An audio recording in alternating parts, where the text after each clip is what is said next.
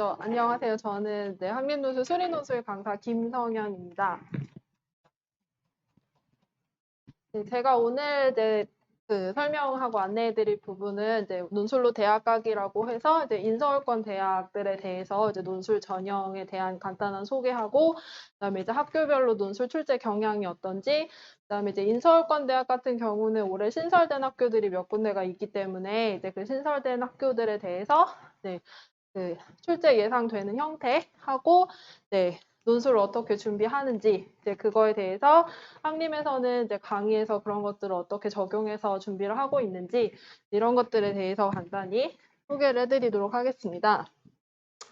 크게는 우선은 논술 전형에 대해서 간단하게 살펴보고, 그 다음에 그 대학별로 출제 유형이 어떻게 조금씩 차이가 있는지, 그리고 그 각각의 유형들을 대비할 수 있는 대비법에 대해서 이해하실 수 있도록 소개를 해드리도록 하겠습니다. 그래서 먼저는 인서울권 대학에 속하는 대부분의 학교들이 간단하게 전형별로 조금 정리를 해보았는데요. 우선 먼저 앞에 보시는 4개 학교들은 인서울권 대학 중에서 최저 학력 기준을 요구하는 대표적인 학교들입니다. 세종대, 숭실대, 항공대, 연대 미래캠퍼스가 있고요. 잘 보이실지 모르겠지만 잘 보이시나요? 제가 일부러 시트 어둡게 만든 건데, 우선은 전체적으로 다 공통적으로 과학 논술 없이 수리 논술만 진행을 하는 학교들이고, 그다음에 출제 영역도 수학, 수원, 수투, 미적. 학교에 따라서는 확통을 포함을 하는 학교도 있고, 아닌 학교도 있고, 올해 수능 수학 영역 선택 과목 형태로 진행이 되잖아요. 일반 선택이라고 하는 거에 수원, 수투하고 미적 확통이 들어가는 거고, 그다음에 기하 과목 같은 경우는 진로 선택에 들어가기 때문에 대부분의 대학들이 진로 선택에 해당하는 기하는 논술 영역에 넣지 않는 형태가 대부분인 것 같고요. 특정 학교 몇 개에 대해서만 기하가 포함이 되는 형태로 지금 보여지고 있습니다. 그래서 지금 수원수투 미적 확통은 사실 기존에도 계속 출제가 되었었던 범위들이기 때문에 사실 출제 영역 자체가 새로워지는 거는 없어 보이고요. 시간이나 학생부 반영 비율도 사실 전년과 올해가 달라진 부분이 없어서 이 부분도 사실 큰 차이는 없을 것 같고요. 그리고 최저 같은 경우도 자연 계열을 지원하는 경우에는 최저의 변화가 많이 있지는 않은데, 세종대 같은 경우는 사실은 인서울권에 있는 학교들의 레벨에 비해서 상대적으로 조금 높은 최저를 요구를 하고 있어서 실제로 학생들이 논술을 잘 풀어내고, 그 다음에 최저를 충족하면 세종대 같은 경우는 사실 합격의 가능성이 매우 높아지는 학교 중에 하나고요. 아이고. 그리고 숭실대 같은 경우는 결과만 보면 2개 합 7이니까 어느 정도 조금 여유롭다라고 느끼시잖아요. 근데 숭실대는 최저 학력 기준에 영어를 포함을 시키지 않고 있고, 그 다음에 과탐의 경우는 2과목을 평균으로 넣고 있기 때문에 실제로 학생들을 보면 숭실대 최저를 의외로 잘 못 맞추는 경향들이 많아요. 그래서 요 숭실대를 고려를 하실 때는 최저를 어느 정도 조금 신경을 쓰는 게 필요하고요. 항공대 같은 경우는 계열 지원하는 거에 따라서 수리 논술만 보는 과도 있고, 수리와 언어를 동시에 보는 과가 있기 때문에 이 부분은 항공대를 생각하고 있는 학생들은 어떤 계열을 지원을 할지를 판단하면 좋을 것 같고, 그래서 최저도 2가지가 조금 다르고요. 그다음에 연대 미캠 같은 경우도 2과목 합해서 6등급의 최저를 원하고 있습니다.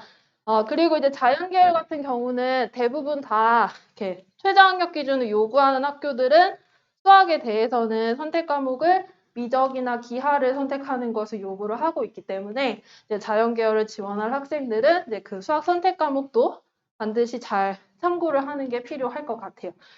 학교에 따라서는 자연계열에도 확통을 넣어주는 학교가 있는데, 대부분은 확통을 최저 있을 때는 안 넣어주기 때문에 확통을 선택하면서 자연계열을 최저 있는 학교로 지원할 때는 조금 조심할 필요가 있을 것 같아요. 그리고 그 최저 없는 학교들을 조금 간단히 볼 건데요. 네, 우선은 그 중계 지역에선 사실 최저 없는 학교는 대표적으로 이제 과기대랑 광운대를 가장 많이 지원을 하고요.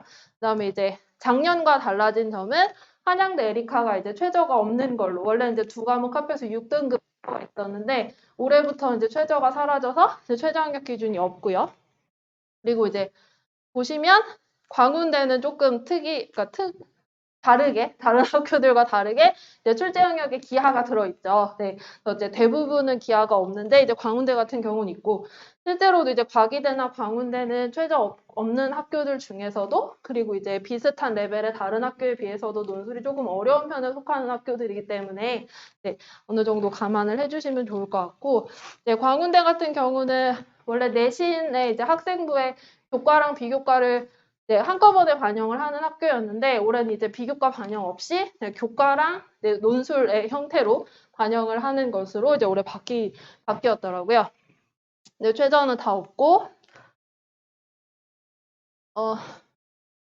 그리고 이제 또 그 최저 없는 학교 이제 대표적인 이제 인하대나 아주대나 단국대 애들도 이제 인서울권에 있는 학생들이 많이 지원을 하는 학교 중에 하나고 네, 단국대 같은 경우도 사실은 네, 지금 사실 예전에 단국대에 비해서는 많이 네임밸류가 내려가 있잖아요. 이제 캠퍼스 옮기면서 손해를 좀 많이 봤죠, 단국대가.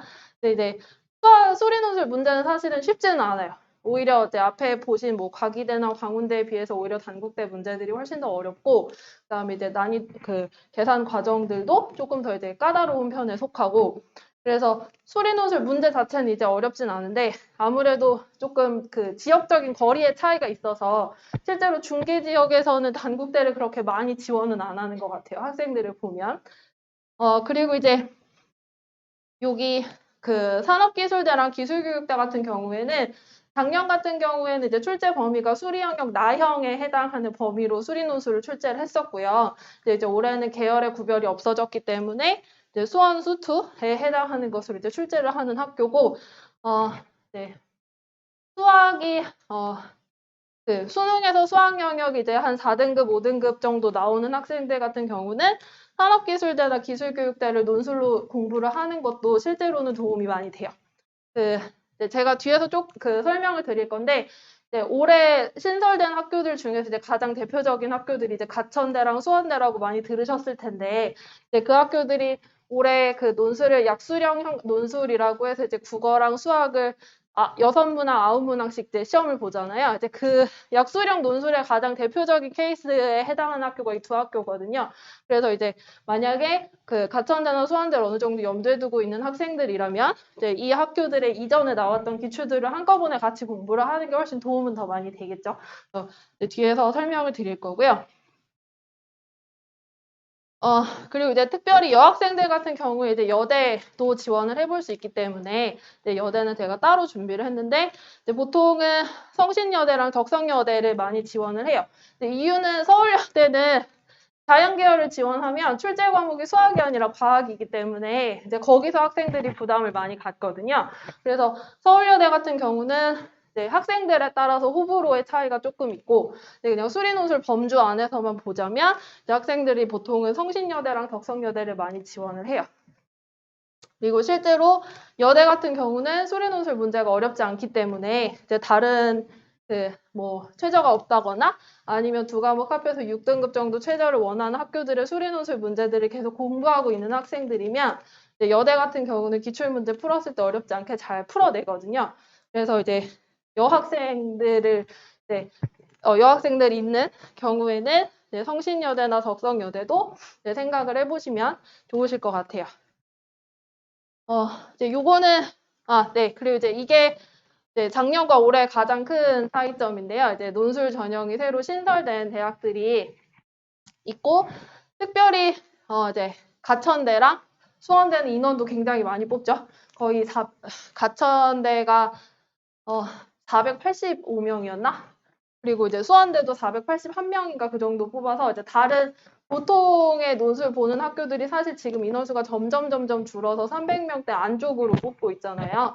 근데 이제 그에 비하면 가천대랑 수원대는 사실 상당히 많은 인원을 지금 논술로 할애를 한 형태고, 그 다음에 이제 요 두 학교가 공통적으로 이제 논술 출제하는 방식이 똑같이 이렇게 국어를 6문항, 수학을 9문항이라고 해서 이제 각각 10점씩 해서 약수령이라고 해서 쉽게 표현하면 그 학생들 중간고사나 기말고사에 해당하는 그 정기고사 학교에서 보는 시험에 이제 서술형 문제 있잖아요. 이제 그 서술형 문제의 형태로 출제를 하겠다라고 제시를 하고 있어요. 이제 차이점, 아이고, 그래서 제가 이게 지금 차이점 이제 가천대 같은 경우는 한 과목에 대해서 3등급 이내 그 최저를 원하고 있고 수원대는 최저가 없다는 점, 이게 조금 차이가 있고요. 이제 고려대 세종 캠퍼스 같은 경우는 이제 고려대 세종 캠퍼스나 이제 외대 글로벌은 기존의 논술의 형태를 그대로 유지를 하고 있고요. 네, 외대 같은 경우 사실은 올해 계열의 구분이 사라졌기 때문에 이제 글로벌 캠퍼스를 지원할 수 있는 형태가 된 거기도 하죠. 그래서 이제 고려대 세종 캠퍼스도 이제 두 과목 합해서 한 개를 3 맞거나 아니면 영어로 넣는 경우에는 2등급을 원하고 있죠. 최저학력 기준으로. 그래서 보시면 사실은 별 차이 없죠. 대동소이하죠. 내신 반영 비율이나 최저의 입장에서나. 그래서 크게 보면 이제 학생부나 내신이나 아니면 시험 시간이나 대학의 그 비슷한 레벨들의 대학에서는 그렇게 큰 차이는 없어요. 지금 그래서 이제 그 말씀을 드리려고 하는 거는 이제 논술 출제 유형, 그러니까 좀 대표적인 학교들 몇 개만 뽑아서 어머님들이 이해하시기 쉽도록 간단히 설명을 드릴 건데요. 우선 이제 최저 있는 학교들 중에서는 제가 세종대랑 과기대랑 숭실대를 설명을 해드리려고 하는데, 이제 세종대, 대부분의 학교들이 큰 문항, 그러니까 대문항으로는 한 3문제, 많은 학교들은 4문제 정도 출제를 해요. 근데 이제 대부분 다 소문항을 가지고 있고, 소문항이 최소 3개에서 많으면 5개 정도. 그러니까, 큰 문제가 3개고, 그 안에 소문항이 3개 있으니까, 학생들이 풀어야 되는 문제는 보통 최소 한 9개? 네, 그래서 이제 많으면 한 12, 3개 정도 되겠죠? 이제 그 정도 문제를 풀어내야 하는 거고, 그 다음에 이제 이 학교들의 대표적인 공통점은 사실 실제로는 풀이형, 그러니까 수능형 문제, 계산해서 답을 내는 문제들에 이제 더 가까운 문제들을 출제하는데, 이제 그 중에 조금 차이를 두자면, 이 3개 학교 중에서 사실은 과기대가 난이도가 많이 높은 학교이기 때문에 이제 과기대 같은 경우에는 풀이형 문제도 출제를 하고 있지만 실제로 이제 문제 속에 증명형 문제라고 해서 이제 무엇이 성립함을 보이시오 이런 형태로 증명하는 문제들 있잖아요. 이제 그런 증명형 문제도 빠짐없이 나오는 학교 중에 하나예요. 그래서 이제 과기대는 이제 증명 문제가 반드시 포함이 되어져 있다. 그리고 이제 요 세 학교 모두 다 제시문이 그렇게 길진 않아요. 그러니까 네, 세종대나 이제 숭실대 같은 경우는 사실 제시문이 없는 형태고요. 이제 과기대는 제시문이 주어진다면 교과서에 나와 있는 개념에 해당하는 간단한 공식 정도를 이제 힌트로 제시하는 정도. 그리고 이제 들으셨을 것 같은데 아주대라든지 경희대라든지 이제 그런 식으로 좀 제시문이 줄글의 형태로 이제 길게 출제되는 학교들은 아니에요. 이 학교들은. 그래서 이제 그 문제 형태를 이제 간단히 보시면 그러니까 큰 구조적인 모습만 보시면 돼요. 이제 하나의 문제에 대해서 이렇게 소문항 1-1, 2, 3 이렇게 3개가 들어있는 이런 문제가 크게 이제 3개가 나온다고 보시면 되고요.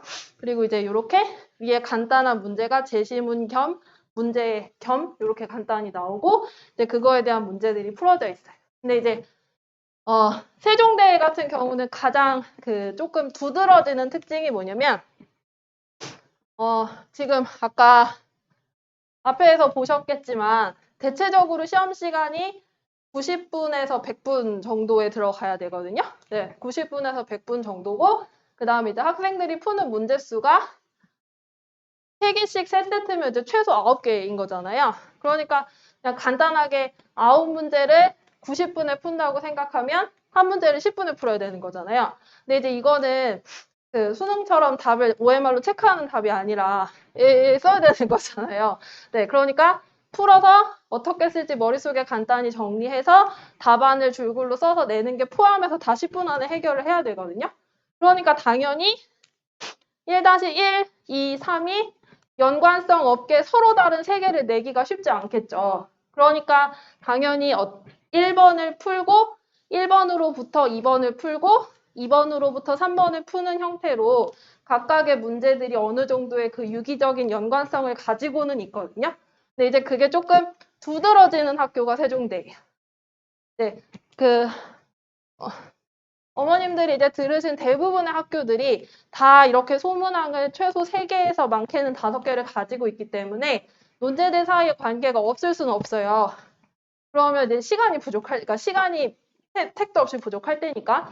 그래서 대부분의 학교들이 다 문제들 간의 연관성을 가지고 있는데, 이제 그걸 조금 더 두드러지게 쓰이는 학교가 이제 세종대라서, 특별히 이제 세종대를 준비하는 학생들의 경우에는 이제 1-1번과 1-2번의 관계를 해석하는 거.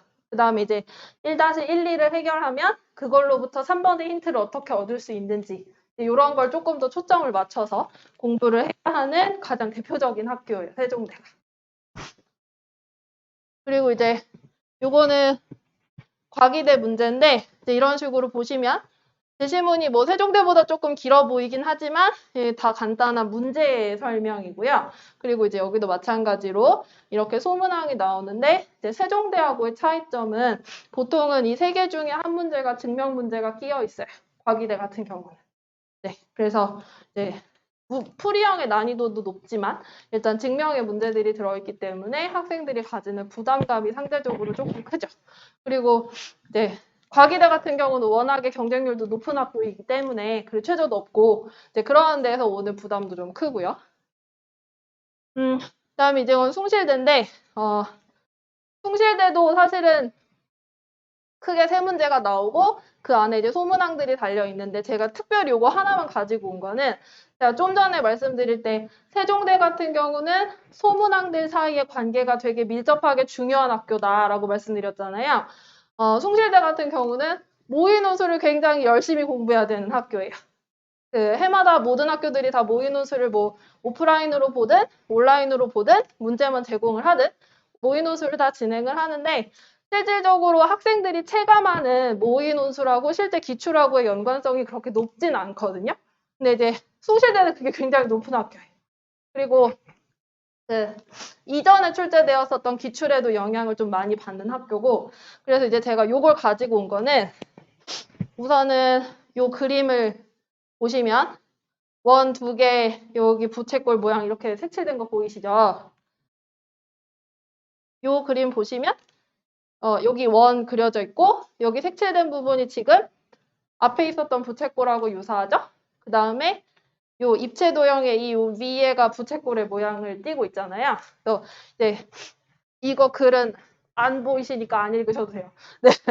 우선은 그림 자체에서 연관성이 있기 때문에 학생들이 느끼는 익숙함이 우선 있고 그 다음에 가장 중요한 거는 요거 이 문제가 결국에 뭘 구하는 거냐면 넓이에 대해서 극한값 계산하는 거거든요. 근데 요 문제는 그 길이에 대해서 극한값을 계산하는 거예요. 그러니까 학생들이 느낄 때는 한꺼번에 배우거든요. 길이의 변화율, 그 다음에 넓이의 변화율, 그 다음에 부피의 변화율 요거 3개를 한 세트로 미분해서 같이 배워요. 그러면 학생들이 모의논술에서 길이의 변화율을 풀었어요. 그럼 당연히 넓이의 변화율도 공부할 거고 부피의 변화율도 한꺼번에 공부를 하겠죠. 그런데 이렇게 기출해서 딱 넓이의 변화율이 나오면 당연히 내가 공부한 거 그리고 이거 그림 되게 익숙한데 그러니까 이제 쉽게 풀 수 있는 거예요. 그리고 실제로 풀이가 다르지도 않고 네, 이런 식으로 이전 모의논술의 그 체감 정도가 조금 크게 느껴지는 학교가 숭실대라서 숭실대 같은 경우는 모의논술 조금 열심히 공부를 하는 게 더 도움이 되는 학교 중에 하나예요. 그리고 이제 가장 궁금하실 수도 있을 것 같은데 이제 신설대학들 그 중에서 그 기존의 논술 형태 띄는 학교 말고 가천대랑 수원대처럼 이제 약술형인 학교들 제가 요걸 가지고 온 건 왜냐면 가천대하고 수원대 같은 경우는 제가 이제 저도 나름 열심히 조사를 하면서 조사하다가 가천대도 국어 6개, 수학 9개 수원대도 국어 6개, 수학 9개거든요. 그래서 내가 지금 가천대를 보고 있었나? 수원대를 보고 있었나? 헷갈렸어요. 두 학교가 너무 똑같이 문제를 출제한다고 해서. 네, 근데 둘 다 똑같이 국어 6개, 수학 9개, 총 15개 문제가 나오고요. 그 다음에 수학은 2개 학교가 모두 동일하게 수1과 수2를 범위로 하고 있어요. 그러니까 미적, 확통, 기하 이런 거 안 나온다는 얘기예요. 그리고 두 학교 모두 공통적으로 EBS 수능 연계교재 중심으로 낸다라는 말을 그 논술 가이드북에 쓰고 있어요. 둘 다 똑같이. 네, 차이점은 가천대는 그냥 수능 연계 교재를 중심으로 내겠다 이렇게 쓰고 수원대는 콕 집어서 수능 완성, 수능 특강 등에 해당하는 EBS 연계 교재를 중심으로 출제하겠다 이렇게 내고 있으니까 네, 실제로는 어쨌든 EBS 연계 교재를 열심히 공부해 보는데 학생들보다 어차피 수학은 EBS 연계를 푸나 기출을 푸나 무슨 책을 푸나 수학은 다 똑같잖아요. 그러니까 이제 대부분의 책들을 풀면 수학은 다 공부가 되겠지만 이제 그래도 EBS 연계 교재에 있는 이제 그래프 나오는 문제들이나 도형이 나오는 문제들 같은 경우는 한 번씩 다시 리마인드를 해주면 그래프가 익숙하거나 도형만 익숙해도 학생들은 그 문제를 익숙하다고 느끼거든요. 이제 그런 데서 조금 더 도움을 받을 수 있겠죠. 그리고 네, 여기서 말하는 정기고사는 중간고사, 기말고사를 말하는 거예요. 그래서 중간고사에 해당하는 서술형이나 논술형 문제 난이도로 출제하겠다. 그러니까 한 문제당 보통 한 5줄 이내의 풀이로 써서 답을 낼 수 있는 문제를 내겠다는 뜻이거든요. 많아봐야 10줄 이내. 학교에서 실제로 중간고사 때 학생들이 서술형으로 쓰는 답안이 10줄이 넘어가기가 쉽지 않아요. 이제 난이도도 그렇고 문제 유형도 그렇고. 그래서 이제 이번에 논술의 약간 축소판이다 이렇게 생각하시면 되고, 그럼 이제 그 약수령 문제가 도대체 뭘 말하는 거냐? 사람들이 자꾸 약수령 그러는데 뭔지 모르잖아요. 이제 그 대표적인 걸로 제가 산업기술대 문제를 하나 보여드리려고 하는데 이제 조금 더 도움이 되고자 그 교과서에 있는 것과 정말 유사한 형태로 문제를 출제한다라는 걸 보여드리려고 교과서 문제 하나랑 기출 문제 하나를 가지고 왔어요. 어떤 걸 보시면 되냐면 마스크를 쓰니까 너무 숨이 차다. 천천히 말하고 있는데 저는 왜 이렇게 숨이 차지 모르겠어요. 자, 여기 뭐만 보시면 되냐면 그 문제 이거만 보시면 돼요. 부등식이 성립하도록 K의 범위를 정하시오잖아요. 네, 여기도 보시면 부등식이 성립하도록 A의 최소값을 구하시오거든요. 최소값을 구하려면 당연히 범위를 구해야 돼요. 범위를 알아야 제일 작은 걸 찾으니까. 그래서 요거는 이 부등식을 구성하는 함수의 모양이 다른 것일 뿐이지 실제로는 부등식을 가지고 범위를 찾는 문제에 해당하는 두 개가 같은 문제인 거예요. 근데 위에 있는 문제는 제가 어디서 찾은 거냐면 학생들 미적분 교과서에서 찾은 거고요. 이 밑에 있는 문제는 그 작년 산업기술대 논술 문제거든요. 그러니까 실제로 진짜 교과서에서 연계해서 내고 있는 거예요. 그리고 약수령이란 뜻은 뭐냐면 교과서 수준에서 나오는 문제는 간단하게 우리가 소위 논술 문제다라고 하면은 이러하기 때문에 저러 해서 따라서 요로 함으로 답은 이거입니다. 이런 식을 생각하잖아요. 근데 이제 약수령 같은 경우는 그렇게 막 부연 설명이나 말의 표현을 길게 하지 않고 이제 이 부등식을 풀려면 요것만 계산하면 된다. 해서 그 계산하는 과정 세 줄 딱딱딱 보여주고 따라서 K는 3 이런 식으로 답이 나오는 간단한 형태거든요. 근데 이제 이런 문제가 실제로 이렇게 논술에 출제가 된다는 뜻이에요.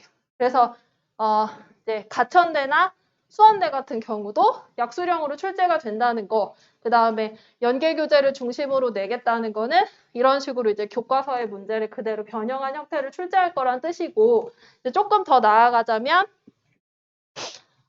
산업기술대는 이런 문제가 총 9개가 나오거든요. 그러니까 1-1, 2, 3, 2-1, 2, 3, 3-1 이렇게 나오는데 가천대 같은 경우는 다 독립적인 문제로 9개를 낸다는 뜻이잖아요. 그러니까 이제 실제로 요것보다는 난이도가 조금 더 낮은 문제가 나올 수 있다는 뜻이죠. 이제 그런 부분도 있고. 그래서 학생들이 공부를 할 때는 아마 이제 보통 인서울권을 준비하는 학생들이 수학이 4등급인 학생들이 굉장히 많고, 그 다음에 이제 3등급인 경우에는 조금 불안한 학생들. 그러니까 3중도 나왔다가 3끝도 나왔다가 4초도 나왔다가 이렇게 왔다 갔다 하거나 아니면은 5등급하고 4등급의 경계를 이렇게 왔다 갔다 하거나 그래서 보통은 이제 3, 4, 5에 걸쳐 있는 학생들이 많거든요.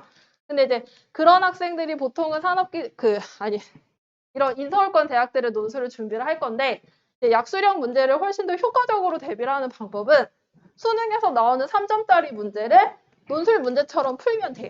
그러니까 학교에서 서술형 문제 풀듯이.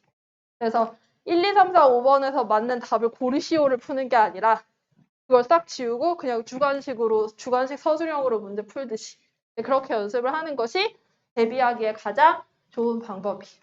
그리고 이제 제가 국어는 사실 저의 분야가 아니기 때문에 안 쓰기도 했는데 이제 국어는 두 개 학교가 조금 달라요. 수원대는 독서랑 문학을 출제한다고 했고 가천대 같은 경우는 독서랑 그다음에 이제 아이들 선택 과목 있잖아요. 국어 영역에서 이제 거기에서 다 낸다고 출제를 했기 때문에 이제 그게 조금 다르고 그다음에 가장 중요한 건 이제 공개되는 모의 논술을 정확하게 풀어보는 게 중요하겠죠.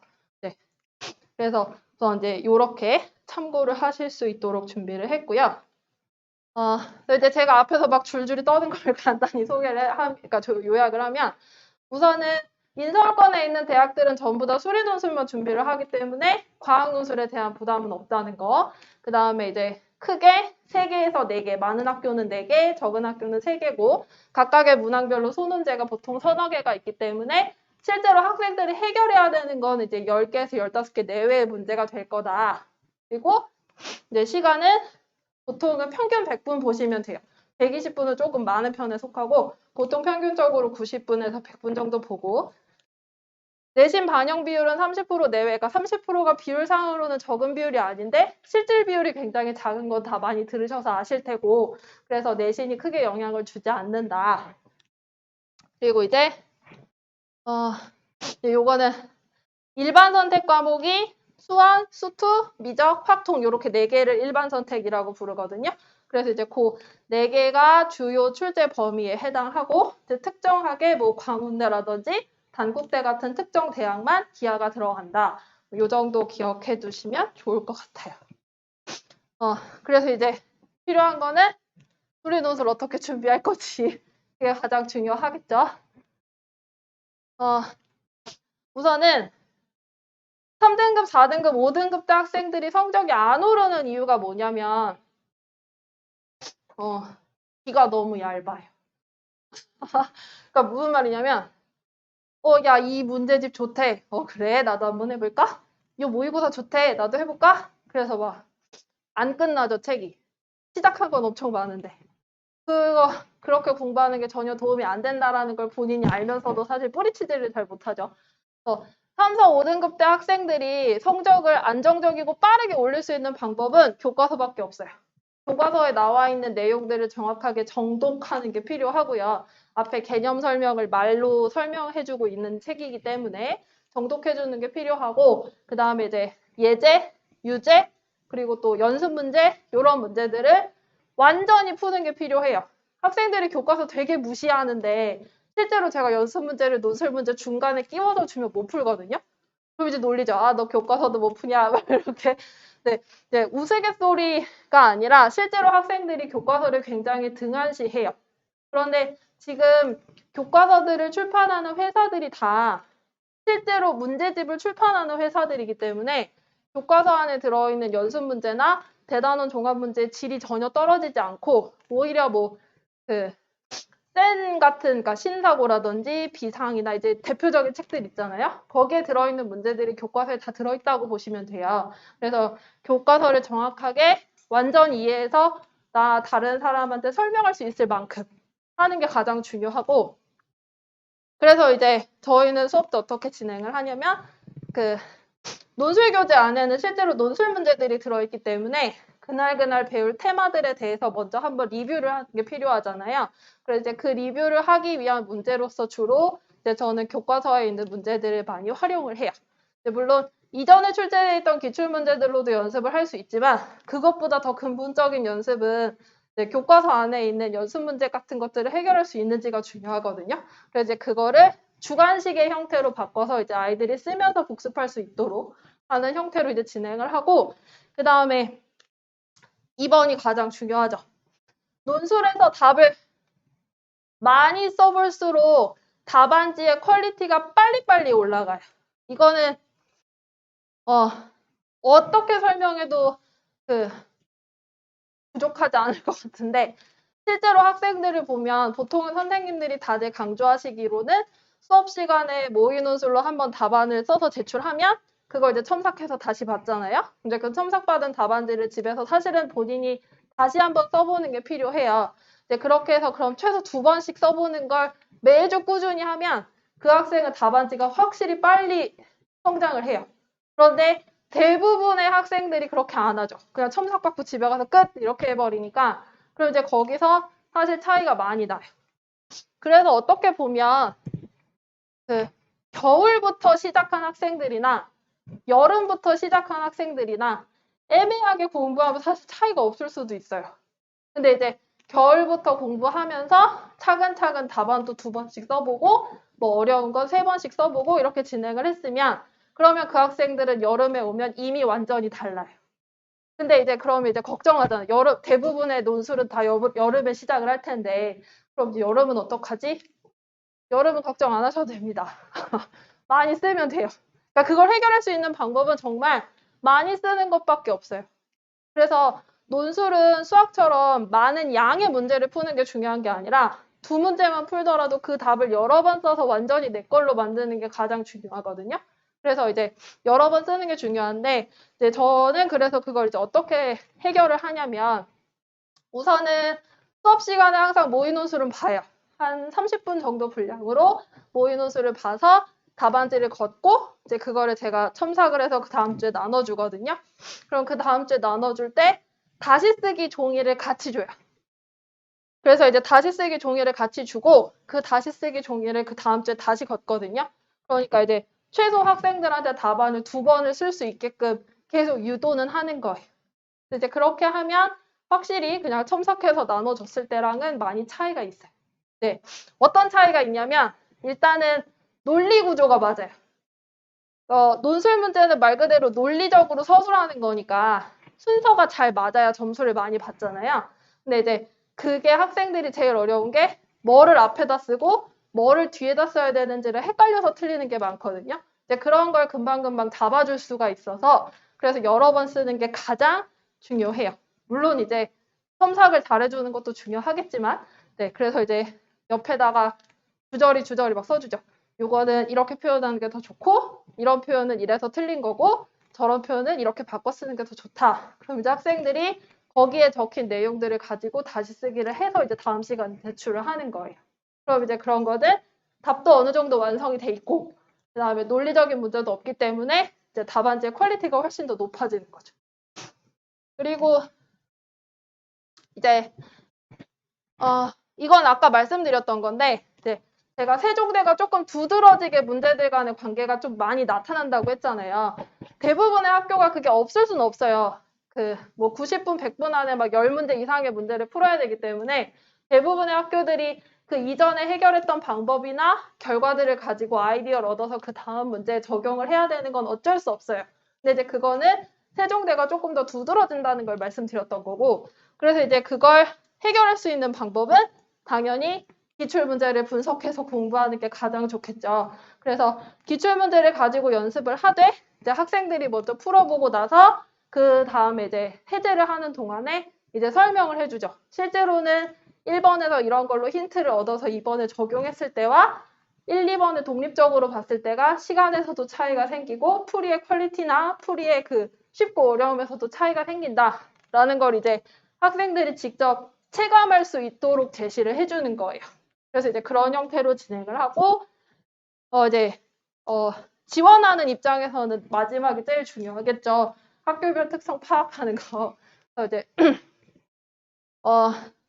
제가 오늘 소개해드렸었던 이제 인서울권 대학들은 대부분 다 제시문이 짧은 학교들이기 때문에 유형 자체가 크게 갈리지는 않아요. 그런데 이제 경희대, 건대, 동국대부터 해서 이제 인서울권에 살짝 위에 있는 학교들부터 이렇게 아울러서 쓰게 되는 경우라면 유형을 어느 정도 고려해야 되는 상황들이 올 수 있거든요. 이제 그런 것들은 우선은 이제 학림은 여름부터 전부 다 학교별 수업으로 진행이 되기 때문에 수준별 수업으로 진행을 하니까 우선 거기서 본인이 이제 수업을 듣고 있는 학교에 대한 유형을 체감을 할 수 있고 그 다음에 이제 선생님들이 모두 1대1로 다 지원 상담을 해주시기 때문에 그래서 이제 그 상담을 통해서 학생들이 제출했었던 답안하고 그 다음에 이제 모의고사 성적표 요거 가지고 이제 상담을 해주시니까 이제 잘 맞는 수업과 잘 맞는 학교와 그렇지 않은 학교들을 어느 정도 조금 걸러서 수업 지원을 할 수 있도록 도움을 주는 편이에요. 제가 오늘 준비를 한 내용은 여기까지고요. 네. 혹시 궁금하시거나 아니면 설명이 조금 더 필요하다 하시는 부분들 있으시면 질문 편하게 해주시면 좋을 것 같아요. 없으신가요?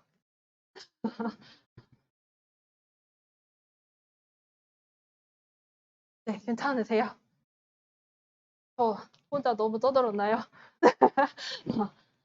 질문할 거 없으시면 여기서 마치도록 하고 이제 상담 혹시 필요하시거나 아니면 이제 개인적으로 궁금한 걸 이제 편하게 말씀하시고 싶은 분들은 이제 뭐 데스크나 교무실로 오시면 될 것 같아요. 네, 늦은 시간까지 경청해 주셔서 감사합니다.